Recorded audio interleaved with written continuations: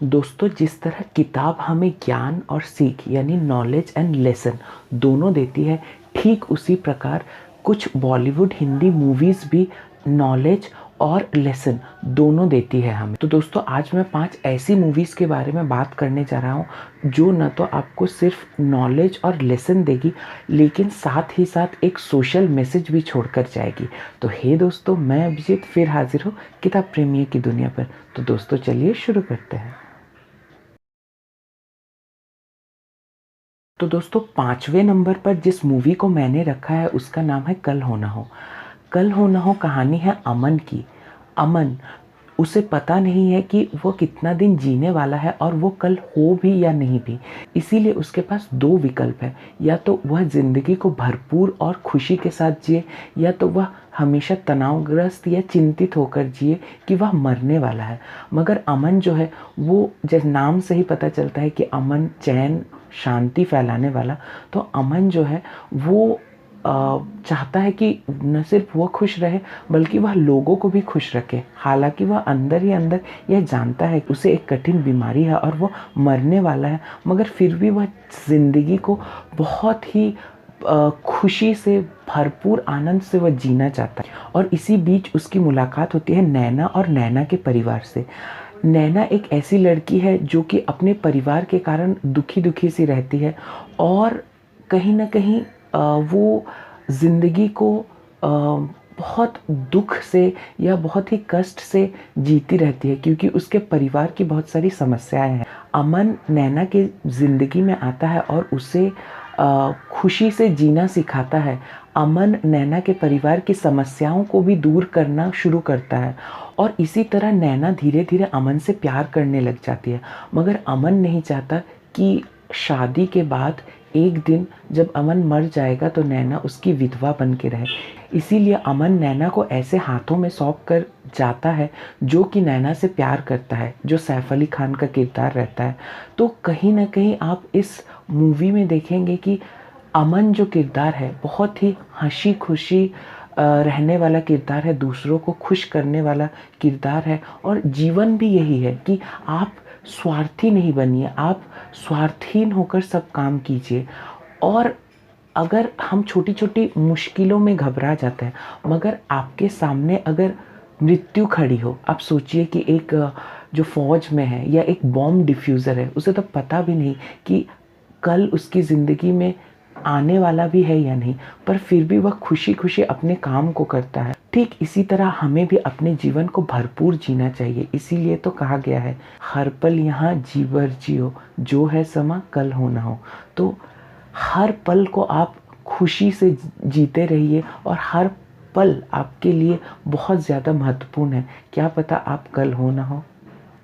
दोस्तों, कल हो ना हो के तरह और 2 मूवी भी है जो इसी थीम पर बेस्ड है और तीनों ही मूवी आप देख सकते हैं। आनंद जो है, आनंद मूवी भी इसी तरह की मूवी है और साथ ही साथ दिल बेचारा भी एक बहुत अच्छी मूवी है। दोस्तों, चौथे नंबर पर जो मूवी है उसका नाम है इंग्लिश विंग्लिश। इंग्लिश विंग्लिश बहुत ही अच्छी कहानी है और इस मूवी को आपको ज़रूर देखना चाहिए। हालांकि ये 5 मूवी को देखना चाहिए। तो इंग्लिश विंग्लिश कहानी है शशि की। शशि जो एक हाउसवाइफ है और उसके पति सोचते हैं कि वह सिर्फ लड्डू बनाने के लिए जन्मी है या सिर्फ खाना बनाने के लिए ही वह पैदा हुई है। तो दूसरी तरफ शशि की जो बेटी है वो सोचती है कि उसके दोस्तों की माँ कितनी अच्छी इंग्लिश बोल पाती है, मगर उसकी अपनी माँ बिल्कुल इंग्लिश नहीं बोल पाती और इसी कारण वह बहुत शर्मिंदगी महसूस करती है, शशि की बेटी। और कहानी तब मोड़ लेती है जब शशि अपनी बहन की बेटी के शादी में जाती है अमेरिका, और वहाँ जाकर उसे एक बहुत अच्छा अवसर मिलता है, एक मौका मिलता है और वह उस मौके का लाभ उठाती है और वह इंग्लिश सीखने के लिए एक कोचिंग सेंटर में चली जाती है। वहाँ पर न केवल वह इंग्लिश सीखती है मगर अपना पर्सनल डेवलपमेंट भी करती है।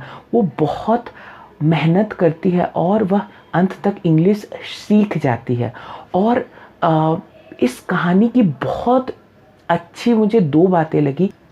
एक बात थी कि जब शशि को एक फ्रांस का जो व्यक्ति है वह चाहने लगता है और वह शशि के करीब आने लगता है, मगर शशि जानती है कि एक भारतीय धर्म पत्नी की सीमा कहाँ तक है, और वो जो है अपने पति को ही सबसे सर्वश्रेष्ठ मानती है।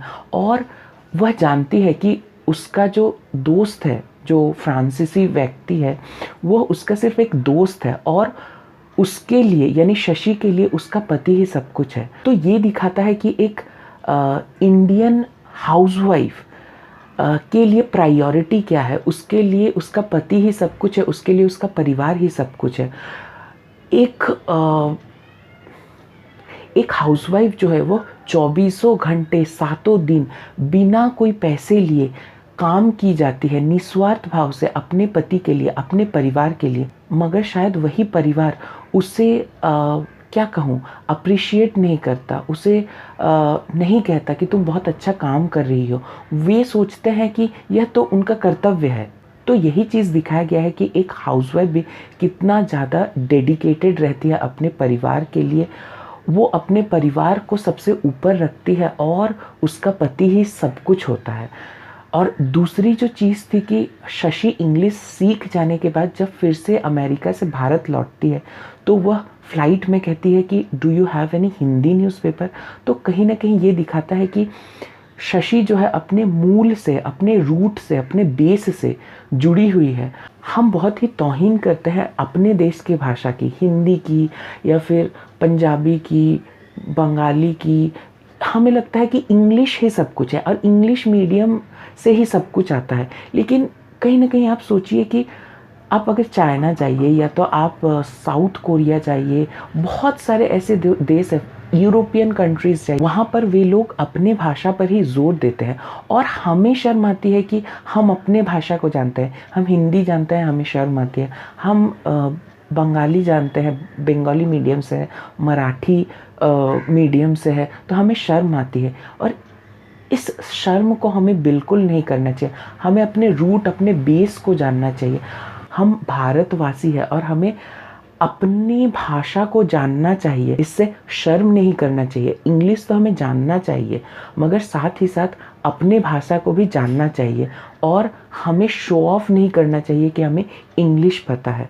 यही चीज़ इसमें दिखाया गया है। साथ ही साथ जो रूट है, एक जो बेस है, जो मूल है, यानी एक हाउसवाइफ कहिए या फिर वर्किंग वुमेन भी आप कह सकते हैं, एक महिला जो एक पुरुष को बनाती है। हर एक पुरुष के पीछे एक महिला का हाथ होता है। ठीक उसी प्रकार एक परिवार की उन्नति में भी एक महिला का हाथ होता है। तो महिला को हमें सम्मान देना चाहिए। तो हमेशा हाउसवाइफ का सम्मान कीजिए, साथ ही साथ वर्किंग लेडीज़ का भी सम्मान कीजिए। और अपने लैंग्वेज को, जो भी आप लैंग्वेज जानते हैं, उस लैंग्वेज के लिए आप शर्म महसूस नहीं कीजिए। इंग्लिश सीखिए, लेकिन इंग्लिश को इतना ज़्यादा प्रायोरिटी न दे कि आपको ऐसा लगने लगे कि आपकी भाषा के लिए आपको शर्म आती हो। तो दोस्तों, यही सीख दी गई है इस मूवी में। तो दोस्तों, बढ़ते हैं अगली मूवी की तरफ। तीसरे नंबर पर जो मूवी मैंने रखी है उसका नाम है क्वीन। और क्वीन मूवी जो है आपको पता ही है, उसमें कंगना रनावत थी। और क्वीन मूवी है रानी की। रानी जो अपने परिवार से जुड़ी हुई है और अपने माँ, बाबा और दादी के साथ रहती है। बहुत ही भोली लड़की है और उसे एक लड़का इम्प्रेस करने की कोशिश करता है, जो किरदार राजकुमार राव ने निभाई है। और वो लड़का उसे इम्प्रेस कर लेता है और रानी के साथ उसकी शादी तय हो जाती है। मगर अंत समय में वो लड़का रानी से शादी करने आता ही नहीं है।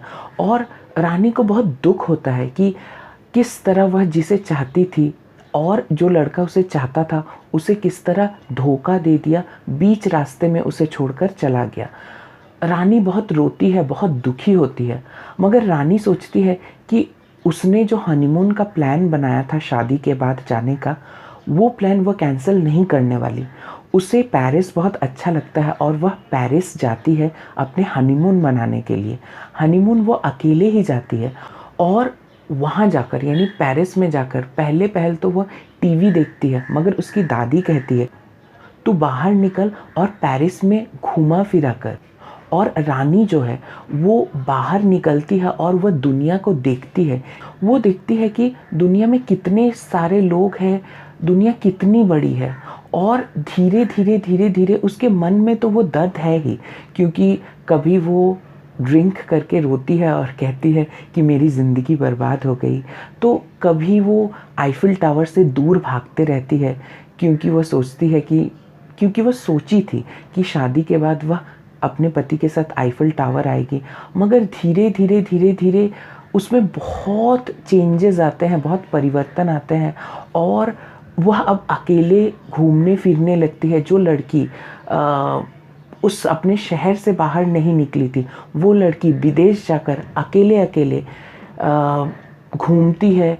उसकी दोस्त बनती है विद्या लक्ष्मी। वहाँ से वह एम्स्टर्डम जाती है, वहाँ वो दोस्त बनाती है और वह देखती है कि वो रानी बनकर गई थी और अब वो क्वीन बन गई है। यानी वो दुनिया में बहुत जगह घूम के अब वो रानी, असल की रानी बन गई है और उसे बहुत मज़ा आता है और उसे लगता है कि जो होता है अच्छे के लिए होता है। शायद इसीलिए उसकी शादी टूट गई होगी और वह अपने लाइफ को अब एंजॉय करने लगती है। वह दुखी बिल्कुल नहीं रहती और अंत में आप जब देखेंगे कि वो लड़का क्या रानी को रिजेक्ट करेगा, उस लड़की को रानी रिजेक्ट करके उसके हाथ में अंगूठी थमा के रानी चली आती है अपने घर। तो इस मूवी में यही दिखाया गया है कि आप जब तक अपने कंफर्ट जोन में रहेंगे तो आप बहुत मीडियोकर रहेंगे, मगर आप जब अपने कंफर्ट जोन से बाहर निकलेंगे तो आप में इतने ज़्यादा चेंजेस होंगे। आप बहुत कुछ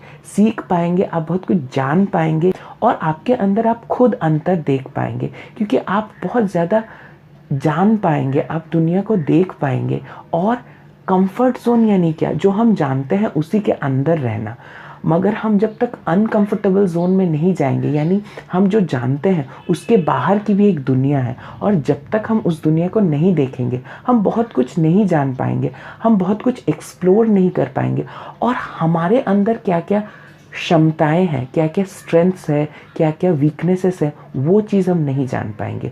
तो रानी जब उसकी शादी टूटती है और उसके बाद वो जब अकेले ही हनीमून के लिए पेरिस और एम्स्टर्डम जाती है, तब उसे पता चलता है कि उसके अंदर क्या है। वो एक सेल्फ डिपेंडेंट लड़की है और उसके पास चॉइस है कि वो क्या कर सकती है, क्या नहीं कर सकती। और अगर वो पेरिस या एम्स्टर्डम नहीं आती तो शायद वह कभी अपने आप को पहचान ही नहीं पाती। दोस्तों, बढ़ते हैं दूसरी मूवी की तरफ। दूसरी जो मूवी है उसका नाम है दंगल। दंगल तो बहुत ज़्यादा पॉपुलर और हिट मूवी रही है, बॉक्स ऑफिस पर भी बहुत ज़्यादा सक्सेसफुल रही है और देश के साथ विदेश में भी ये जो मूवी है बहुत ज़्यादा हिट हुई है। तो दंगल मूवी जो है वो गीता और बबीता फोगाट के ऊपर है। तो उसके जो पिता रहते हैं उनको आशा रहती है कि उनके घर में एक बेटा आएगा और वह पहलवानी करेगा, कुश्ती लड़ेगा। मगर जब एक के बाद एक बेटी होती है उसके घर में तो धीरे धीरे उनकी आशाओं पर पानी फिर जाता है और वह बेटे की आशा छोड़ देते हैं और यह भी आशा छोड़ देते हैं कि उसका बेटा कुश्ती लड़ेगा, पहलवानी करेगा, यानी रेसलिंग में जाएगा। लेकिन एक दिन अचानक उन्हें लगता है, जब उसकी बेटियां एक लड़के को मार कर आती है और उस दिन गीता बबीता के पिता को लगता है कि उनकी बेटियों के अंदर भी उन्हीं के रगों का खून दौड़ रहा है, इसी कारण वह भी रेसलिंग में जा सकती है।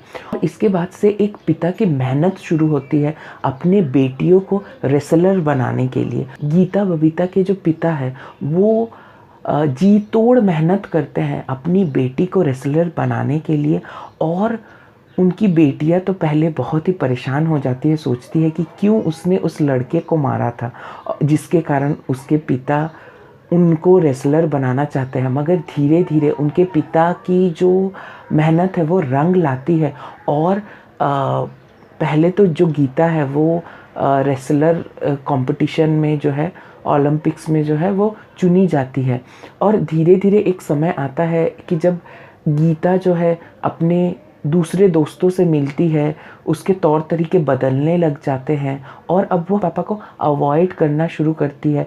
मगर बाद में उसे रियलाइज़ होता है कि पापा ही मेरे प्राइमरी एजुकेटर है, प्राथमिक शिक्षक है, और पापा के दिए जो क्या कहूँ, पापा के दिए जो ज्ञान है उसी को वो काम में लाकर वो रेसलिंग कंपटीशन या ओलंपिक्स जीतती है। तो इस कहानी में दो बातें बताई गई है कि छोरियाँ भी छोरे से कम है कि, यानी लड़कियां भी लड़के के समान है, लड़कियां भी वो हर कुछ कर सकती है जो एक लड़का कर सकता है, और लड़की के कारण भी माता पिता गर्व महसूस कर सकते हैं। आज वो दुनिया नहीं रही जिसमें लड़का ही मुखाग्नि देगा और लड़के के कारण ही हमें वैकुंठ प्राप्ति होगी।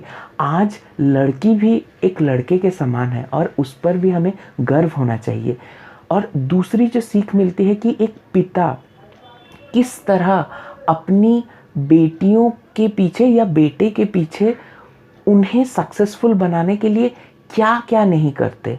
तो एक माता पिता का बहुत ज़्यादा क्या कहूँ, बहुत ज़्यादा भूमिका रहती है अपने बेटे और बेटियों के फ्यूचर के लिए। तो दोस्तों फाइनली हम आ गए हैं पहली मूवी की तरफ। ये जो मूवी है ये इतनी ज़्यादा फेमस है ना कि आप चले जाइए जापान या चले जाइए साउथ कोरिया, अगर इस मूवी का नाम आप लेंगे तो वो लोग जानते हैं इस मूवी के बारे में। इस मूवी का नाम है 3 इडियट्स। और ये जो मूवी है ये एक नहीं बल्कि बहुत सारी नॉलेज, बहुत सारे सोशल मैसेजेस देके जाती है हम सभी को, और इसीलिए ये मूवी बहुत ज़्यादा पॉपुलर हुई है, न केवल भारत में बल्कि विदेशों में भी। तो 3 इडियट्स की कहानी शुरू होती है रैंचो से। रैंचो एक ऐसा किरदार है जो सभी के जीवन को पलट के रख देता है। रैंचो के 2 दोस्त हैं, एक है राजू और एक है फरहान। अब राजू जो है, राजू को रैंचो यही कहता है कि ज़िंदगी एक बार मिलती है, इसीलिए डर डर के मर मर के मत जियो। जब भी तुम्हें डर लगे कहो all is well, all is well. तो ज़िंदगी जीने का नाम है, ज़िंदगी डरने का नाम नहीं है। और दूसरी जो सीख देता है राजू को रैंचो, वो ये सीख देता है कि काबिल बनो, कामयाबी झक मार के तुम्हारे पीछे आएगी। और बात भी सही है कि अगर आप काबिल बनते हैं तो आप कामयाब बन सकेंगे, मगर आप कामयाब बनने के पीछे दौड़ेंगे और अगर आप काबिल नहीं हैं तो फिर नहीं कहा जा सकता कि आपका अंत में क्या होगा। आपको चापलूसी करके ही अपने जीवन को काटना पड़ेगा। खैर, दूसरे तरफ फरहान जो है उसकी रुचि वाइल्ड लाइफ फोटोग्राफी में है, मगर क्योंकि उसके पिता चाहते हैं कि वो एक इंजीनियर बने और उसके आस पड़ोस के लोग चाहते हैं, उससे उम्मीद रखते हैं, या उसके पापा ये जानते हैं कि उसके आसपास के लोग को उसके पापा कहते हैं कि मेरा बेटा इंजीनियर है, और इसी कारण जो फरहान जो है वह इंजीनियर बनना चाहता है। मगर उसकी असली रुचि, उसका इंटरेस्ट जो है वाइल्ड लाइफ फोटोग्राफी में है। तो जो रैंचो है वो यह कहता है कि अगर लता मंगेशकर अगर सिंगर नहीं होती, गायिका नहीं होती तो क्या होता, या सचिन तेंदुलकर अगर क्रिकेटर नहीं होता तो क्या होता। यानी हमें जिस चीज़ में रुचि होती है या हमें जिस चीज़ से लगाव होता है उसी में हम अपना 100% दे सकते हैं, क्योंकि उस चीज़ को हम मन से चाहते हैं और उसी में हम आगे तक बढ़ सकते हैं। और जिस चीज़ को हम मन से नहीं चाहते उस चीज़ में हम कभी अच्छा कर ही नहीं सकते। तो इसी कारण इंजीनियर तुम्हारा गोल नहीं है, या इंजीनियर बनना तुम असल में नहीं चाहते, तुम एक वाइल्ड लाइफ फोटोग्राफर बनना चाहते हो। और रैंचो जो है उसके पापा को भी ये समझाता है कि लोग उसे नहीं खिलाते, लोग उसे नहीं पढ़ाते, और लोग हमेशा कुछ ना कुछ तो ज़रूर कहेंगे, मगर ये चीज़ है कि आप क्या चाहते हैं या आपका बेटा क्या चाहता है, ये महत्वपूर्ण है, ना कि लोग क्या चाहते हैं। और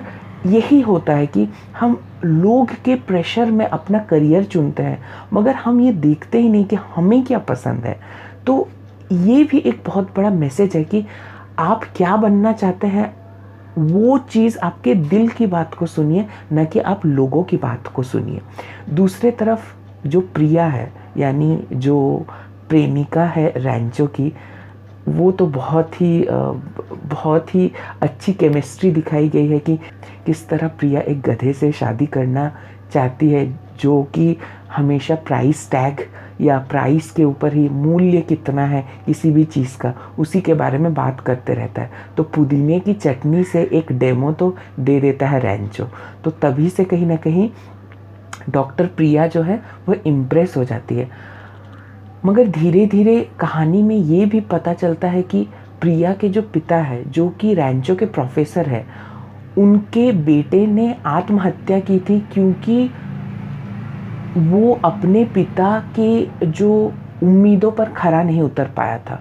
और धीरे धीरे ऐसा होता है कि जो प्रोफेसर है, जो रैंचो के प्रोफेसर है या प्रिया के जो पापा है, वो भी धीरे धीरे उनके हृदय में भी परिवर्तन आता है और वो भी अंत में अपने बेटी के डिलीवरी के बाद जो नवजात शिशु आता है उससे कहता है कि तू अगर फुटबॉलर बनना चाहता है तो तू फुटबॉलर भी बन सकता है, मैं तुझे कुछ नहीं बोलूँगा।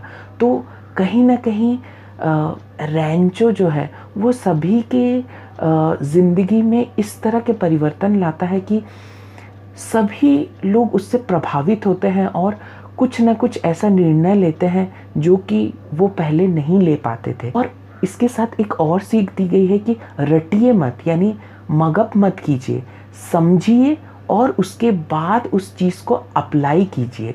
जैसे 2 एग्जाम्पल देता हूँ। एक तो था मशीन क्या है। उस समय जो आमिर खान कहता है, यानी रैंचो कहता है कि ये चेन भी है, जिप भी है, ये भी एक मशीन है। तो बहुत ही लोग हंसते भी है, मगर सही बात है कि उसने समझा कि मशीन असल में क्या है। हम तो रटा रटाया चीज़ पढ़ देते हैं, मगर असल में है क्या वो चीज़, उससे किस तरह अप्लाई किया जाता है, ये चीज़ समझना बहुत ज़्यादा महत्वपूर्ण है। और दूसरी जो उदाहरण थी वो है कि साइलेंसर जब स्टेज पर जाता है तो वो सब कुछ रट के जाता है और जिसके कारण चमत्कार का बलात्कार हो जाता है। तो इसीलिए समझकर पढ़ना चाहिए, समझकर हमें उसे अप्लाई करना चाहिए, ना कि मार्क्स के पीछे, ग्रेड के पीछे भागने के लिए हमें सिर्फ और सिर्फ रटना चाहिए, जिसके कारण बहुत लोग सुसाइड कर लेते हैं, जिसके कारण बहुत लोग हताश हो जाते हैं। बहुत ही अच्छी सोशल मैसेज दी गई है इस मूवी में और इस मूवी को आप ज़रूर और ज़रूर देखिए। आई होप आप सबने ये मूवी देखी ही होगी, मगर बहुत अच्छी मूवी है, बहुत अच्छा सोशल मैसेज दिया गया है इस मूवी में। दोस्तों, मैंने 5 मूवीज़ तो बता दी है, मगर एक सरप्राइज़ है आपके लिए। ये है कि एक बोनस मूवी को भी मैंने सिलेक्ट किया गया है और इस मूवी को भी आपको ज़रूर देखना चाहिए। इस बोनस मूवी को मैं रेटिंग नहीं करना चाहता था, मगर इसे मैं शामिल भी करना चाहता था। इस मूवी का नाम है छिछोरे। इस मूवी का जो थीम है वो है कि सक्सेस तक पहुंचने का सबके पास प्लान रहता है, मगर अगर आप फेल हो जाए तो उससे कैसे डील करें, इसके बारे में कोई नहीं बात करता। तो ये जो कहानी है ये है अनिरुद्ध और माया और अनिरुद्ध के दोस्तों के बारे में कहानी है। और कहानी शुरू होती है कि अनिरुद्ध और माया का जो बेटा है वो IIT JEE में जो है अच्छा रैंक करे ये सोचता है, मगर जब रिज़ल्ट आता है तो उसका एक्सपेक्टेशन मैच नहीं करता और वह सुसाइड अटेम्प्ट करता है, और जिस कारण उसे अस्पताल में एडमिट कर लिया जाता है। वह मौत और ज़िंदगी के बीच में झूलता रहता है और तब अनिरुद्ध को लगता है कि उसे अपने जीवन के बारे में, यानी अपने कॉलेज लाइफ के बारे में बताना चाहिए कि किस तरह उसके कॉलेज लाइफ में वो एक लूज़र टीम से बिलोंग करते थे और अनिरुद्ध जो है, यानी अन्नी जो है, वह एक एक करके अपने दोस्तों को बुलाता है और एक रीयूनियन की तरह होता है। और उसके दोस्त जो है अनिरुद्ध के बेटे, अनिरुद्ध और माया के बेटे राघव को बताते हैं कि किस तरह वो उन्हें लूज़र कहा जाता था, और उसे लूज़र इसलिए कहा जाता था क्योंकि वो एक चैम्पियनशिप हार जाते थे और उस चैम्पियनशिप में वो लगातार हार रहे थे और उन्हें हमेशा लूज़र कह के बुलाया जाता था और उनके आत्मसम्मान को बहुत ठेस पहुंचता था, मगर उन्होंने ये एक्सेप्ट कर लिया था। एक समय ऐसा भी आता है कि जो उसी I think H3 and H4 ऐसा कुछ रहता है, तो H4 में वो लूज़र लोग रहते हैं और H3 में जो दूसरे लोग हैं वो रहते हैं। तो अनिरुद्ध को H3 के लोग भी बुलाते हैं और अपनी टीम में शामिल करना चाहते हैं। अनिरुद्ध किस तरह इस लूज़र टीम में रहकर लूज़र टीम को विनर टीम बनाता है, यही कहानी है इस मूवी की, कि किस तरह एक लूज़र टीम से विनर टीम के इस रास्ते में, इस जर्नी में उन्हें बहुत कुछ करना पड़ता है। सो लूज़र से सक्सेस होने की जर्नी तक, चैम्पियन होने की जर्नी तक बहुत सारी चीज़ उनके रास्ते में आते हैं। सबसे पहले उन्हें बहुत ज़्यादा सैक्रिफाइस करना पड़ता है। दूसरी चीज़, उन्हें बहुत ज़्यादा हार्ड वर्क करना पड़ता है। तीसरी चीज़, उन्हें अपने टीम मेंबर्स को मोटिवेट रखना पड़ता है। चौथी चीज़ है कि बहुत सारे बाधा विघ्न आती है, बहुत सारे हर्डल्स आते हैं जिन्हें पार करना पड़ता है। और पांचवी चीज़, बहुत ज़्यादा फोकस्ड रहना पड़ता है कि जीतना उन्हीं को है। और साथ ही साथ इनके लिए वो बहुत ज़्यादा स्ट्रैटेजीज़ भी बनाते हैं कि किस तरह जीता जाए, किस तरह माइंड डाइवर्ट किया जाए, और बहुत सारी ऐसी स्ट्रैटेजीज़ बनाई जाती है। तो किस तरह आपको सक्सेस पाने के लिए आपको हारना भी पड़ता है, या आपके सामने बहुत सारे हर्डल्स, डिफ़िकल्टीज़ आती है, उनको पार करना पड़ता है और तब जाकर आप सक्सेसफुल होते हैं। हम एक सक्सेसफुल इंसान का बस ऊपर ऊपर देखते हैं, मगर उस इंसान ने सक्सेसफुल बनने के लिए क्या किया है, ये चीज़ हम बिल्कुल नहीं देखते। और आज की जनरेशन, यानी हमारे जनरेशन में यही होता है कि हम सब कुछ बहुत आसानी से पाना चाहते हैं, बहुत क्विकली पाना चाहते हैं, मगर सक्सेस का रास्ता इतना आसान नहीं होता है और लगातार हमें कोशिश करनी पड़ती है। तो इस मूवी का मेन थीम यही है कि सक्सेस जो है बहुत आसानी से नहीं मिलती। सक्सेस के पहले बहुत फेलियर्स आते हैं, उन फेलियर्स को डील करने के बाद ही हमें सक्सेस मिलती है। और अंत में जो राघव है, जो माया और अनिरुद्ध का बेटा है, वो ये कहानी सुनकर धीरे धीरे रिकवर करता है, ठीक होता है और फिर उसी कॉलेज में वह एडमिशन लेता है। अंत में उसके ज़िंदगी से नेगेटिविटी चल जाती है और वह समझता है कि सक्सेस पाने के लिए ज़रूरी है कि हर तरह की मुश्किल का सामना करे, न कि उस मुश्किल से वो भाग जाए। तो दोस्तों, एक तरफ 3 इडियट्स जहाँ ये कहती है कि आपको अपनी ड्रीम को, अपने इंटरेस्ट को जानकर फिर आपको अपना करियर सिलेक्ट करना चाहिए और आपको उस चीज़ में बेहतर करना चाहिए और काबिल बनना चाहिए, तभी आपको कामयाबी मिलेगी। तो दूसरे तरफ छिछोरे में ये बताया गया है कि आप काबिल हैं तो आपको ज़रूर सक्सेस तो मिलेगी, मगर काबिलियत होने के बावजूद भी आपको फेलियर्स का सामना करना पड़ेगा। आपको निरंतर प्रयास या कोशिश करनी चाहिए, आपको बार बार ट्राई करना चाहिए, तभी आपको सक्सेस मिलेगा। आप देखेंगे कि जिनको बहुत आसानी से सक्सेस मिल गई है, या तो उन्हें उस चीज़ की वैल्यू नहीं है, या तो वो उस सक्सेस को संभाल नहीं पाते हैं। तो जो लोग बहुत बहुत मुश्किल से उस सक्सेस को अचीव किए हैं ना, उनके अंदर देखिएगा जो चीज़ होती है, उस सक्सेस को किस तरह हैंडल करना है या किस तरह हम उस सक्सेस को अचीव करेंगे, वो चीज़ बहुत ज़्यादा महत्वपूर्ण होती है। इसीलिए सक्सेस, आप काबिल हैं और आप सक्सेसफुल होना चाहते हैं, तो आप अगर फेल भी हो तो आपको कंटिन्यूअस कोशिश करनी चाहिए कि आप सक्सेसफुल हो सके।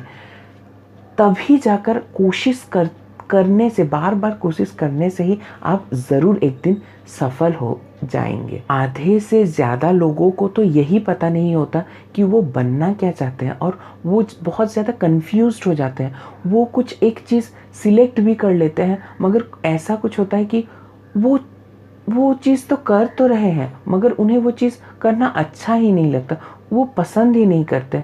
कभी कभी ऐसा होता है कि इसी कारण लोग अपने कोर्स को छोड़कर फिर दूसरे कोर्स में चले जाते हैं या अपने करियर को छोड़कर दूसरे करियर में शिफ्ट हो जाते हैं, तो उन्हें पता ही नहीं है कि उन्हें करना क्या है। और कभी कभी ऐसा भी होता है कि उन्हें पता तो है कि उन्हें करना क्या है, मगर अगर वो फेल हो जाते हैं तो वो चीज़ करना ही छोड़ देते हैं। तो ये भी ठीक नहीं है। अगर आप किसी चीज़ में फेल हो गए हैं मगर आप उस चीज़ में इंटरेस्टेड है तो बार बार आपको कोशिश ज़रूर करनी चाहिए।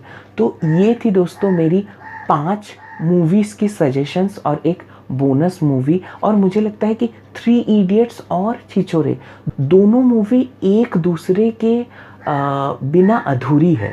तो दोस्तों आप कमेंट सेक्शन में मुझे बता सकते हैं कि 5 ऐसी कौन सी मूवीज़ हैं जिसे आपको लगता है कि इस लिस्ट में मुझे शामिल करना चाहिए। तो दोस्तों आज के लिए इतना ही, फिर मिलेंगे, तब तक के लिए अलविदा।